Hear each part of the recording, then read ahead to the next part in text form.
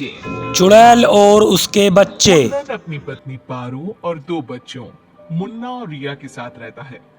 चारों का परिवार अच्छा खासा खुशहाल चल रहा था, लेकिन एक दिन उसकी पत्नी पारो सीढ़ियों से फिसलकर गिर गई और अस्पताल पहुंचने से पहले ही उसने दम तोड़ दिया।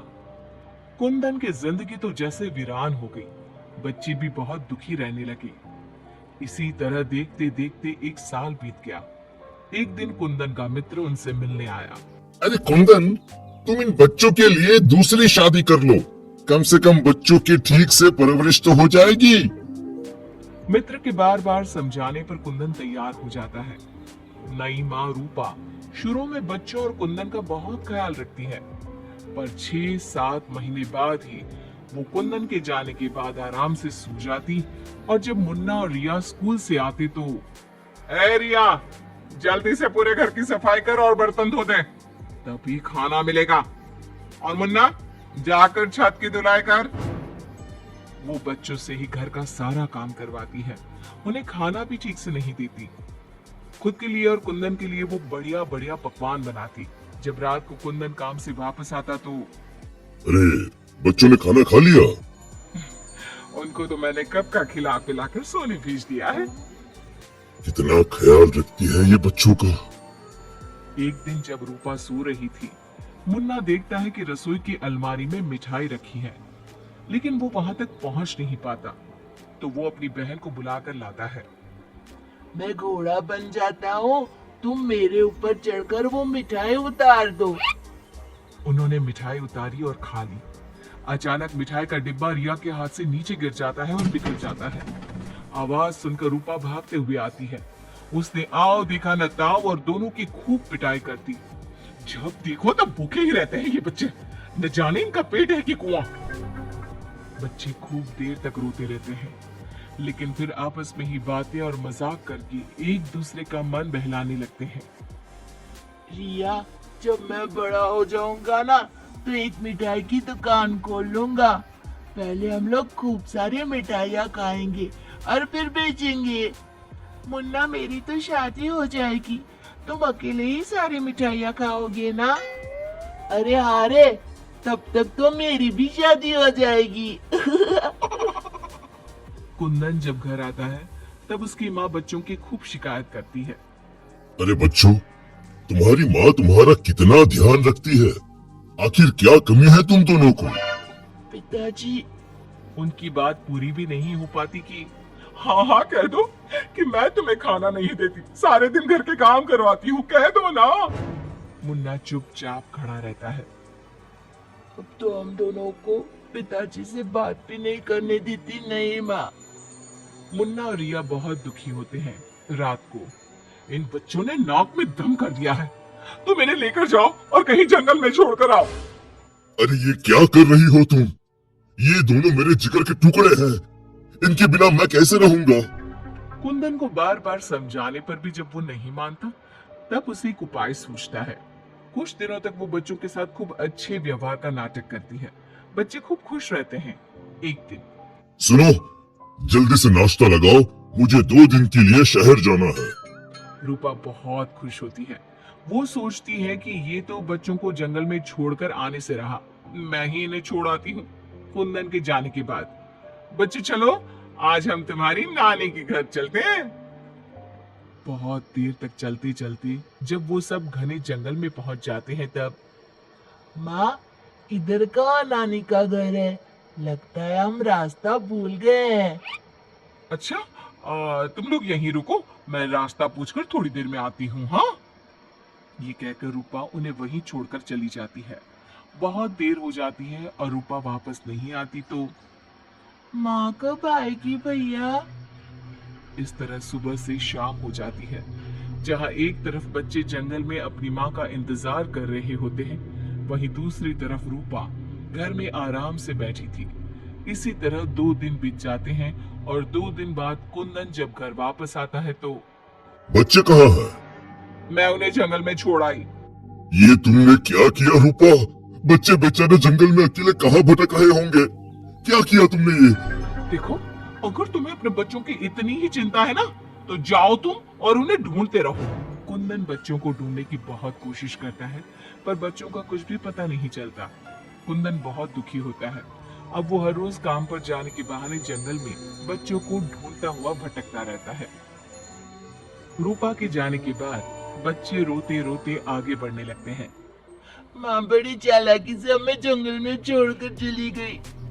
अब हमें रहने के लिए कोई ठिकाना ढूंढना ही होगा। अब तो अंधेरा भी गिर रहा है। आगे जाते ही उनको एक झोपड़ी दिखती है। बच्चों को थोड़ी आशा बनती है। दोनों भागते भागते वहां पहुंचते हैं और झांक कर अंदर देखते हैं तो एक बुढ़िया चरखी पर सूत काट रही थी। उसके शरीर पर सफेद वस्त्र थे। अंदर का माहौल बड़ा डरावना लगता है, पर बच्चों को तो कोई आसरा चाहिए था। वो दोनों दरवाजा खटखटाने लगते हैं। तभी वो बुढ़िया पीछे मुड़ती है। बच्चे जैसे ही उसे देखते हैं, उनके शरीर के अंदर भय से एक अजीब सी सिहरन दौड़ जाती है। माथे पर बड़ी सी लाल बिंदी, आंखें सुर्ख लाल और बाल भी अस्त व्यस्त। जैसे ही उसकी नजर मुन्ना और रिया पर पड़ती है, उसके चेहरे की रौनक बढ़ जाती है। वो बड़ी प्रसन्न होकर कहती है, आओ आओ बच्चों, मैं तुम्हारी दादी जैसी ही तो हूँ। आजा। बच्चों को प्यार से वो घर के अंदर बुलाती है। बच्चों के लिए खूब सारी मिठाइयाँ, फल और बिस्किट ले आती है। बच्चे तो पहले से ही भूखे थे। वे खाना देखकर उस पर टूट पड़ते हैं। उनका सारा डर भी दूर हो जाता है। वो खाने के बाद तुरंत ही सो जाते हैं। जब सुबह उठते हैं तो बच्चों, हम घर के पीछे वाले बगीचे में चलते हैं। वहाँ बहुत सुंदर फूलों का बगीचा था। मुन्ना और रिया वहीं खेलने लगते हैं। बुढ़िया अंदर चली जाती है। तब तक मुन्ना की नजर एक गिलहरी पर पड़ती है, जो एक कोने में दुबकी हुई थी। मुन्ना उसे प्यार से अपने हाथ में उठा लेता है। तभी गिलहरी इंसानों की आवाज में बोलती है, बच्चों, तुम लोग यहाँ से भाग जाओ। ये बुढ़िया एक खतरनाक चुड़ैल है। तुम्हें खिला पिला कर पहले मोटा करेगी, फिर पिंजरे में डाल देगी। सभी बच्चों को ये जादुई छड़ी से पशु पक्षी बनाकर बगीचे में रख देती है। एक एक करके अपनी जादू की छड़ी से सबको बेहोश कर देती है और कढ़ाई में तेल गरम करके पकोड़े बनाकर खा जाती है। इसके पास एक आदमकद का पिंजरा है। ये खुद उसकी सफाई करती है। ये कहकर गिलहरी जमीन पर कूद जाती है। जब दोनों घर में जाते हैं तो देखते हैं कि बुढ़िया पिंजरे की सफाई कर रही थी और उसके मुंह पर खून लगा था। बच्चों को देखते ही अपना मुंह पोंछने लगती है वो। रिया चारों तरफ जादू की छड़ी ढूंढने के लिए नजर दौड़ाने लगती है। अचानक उसे जादू की छड़ी दिखाई देती है और वो दोनों लपटकर वो छड़ी उठा लेते हैं। जादुई छड़ी, पिंजरा बंद कर दो। पिंजरा बंद हो जाता है। पिंजरा बंद होते ही वो बुढ़िया एक खतरनाक चुड़ैल बन जाती है और चीखने लगती है,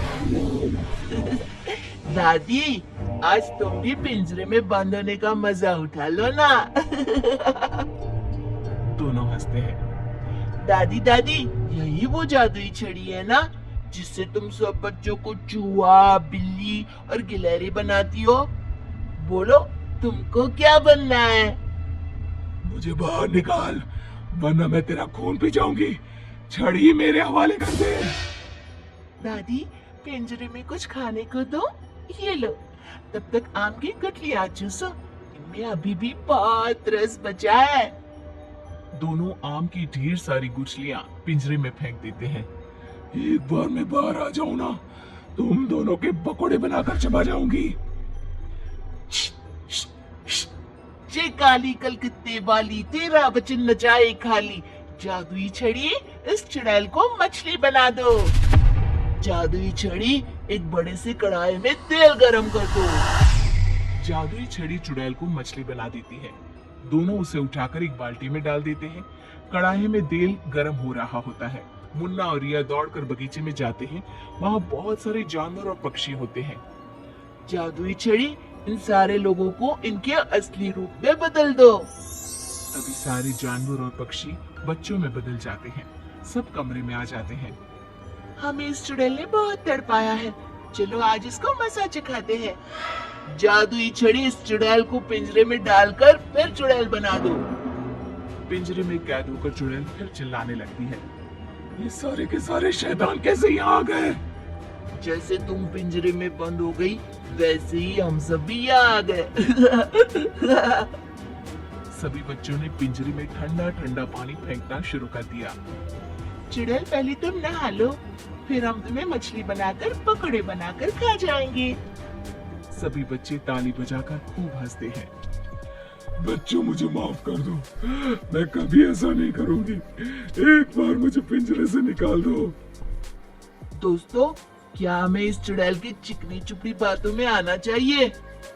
नहीं, बिल्कुल नहीं, नहीं, बिल्कुल नहीं। मुन्ना जोर से छड़ी फटकारता है। जादुई छड़ी, इस चुड़ैल को मछली बनाकर कढ़ाई में डाल दो। मछली की कढ़ाई में गिरती हुई तेज आवाज होती है, जैसे कहीं बिजली चमकी हो। सभी बच्चे डरकर एक दूसरे से चिपक जाते हैं। मछली का आकार बहुत बड़ी सी चुड़ैल का हो जाता है। वो बार बार कढ़ाई से निकलने की कोशिश करती है। सभी बच्चे मिलकर उसे फिर कढ़ाई में ढकेल देते हैं।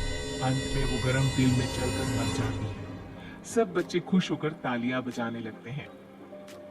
मुन्ना जादू की छड़ी की सहायता से सभी बच्चों के साथ शहर आ जाता है। जब वे अपने घर पहुंचते हैं तब पिताजी, हम आ गए। कुंदन उनकी आवाज सुनते ही भागता हुआ आता है। बच्चों को देखकर उसकी आंखों से झरझर आंसू गिरने लगते हैं। पिताजी, आप रोइए मत, अब हमारे दुख के दिन खत्म हो गए हैं। मुन्ना कुंदन को सारी बात बताता है। जादुई छड़ी पाकर उनके सारे कष्ट खत्म हो जाते हैं। अब तो नई माँ भी उनको प्यार करने लगती है।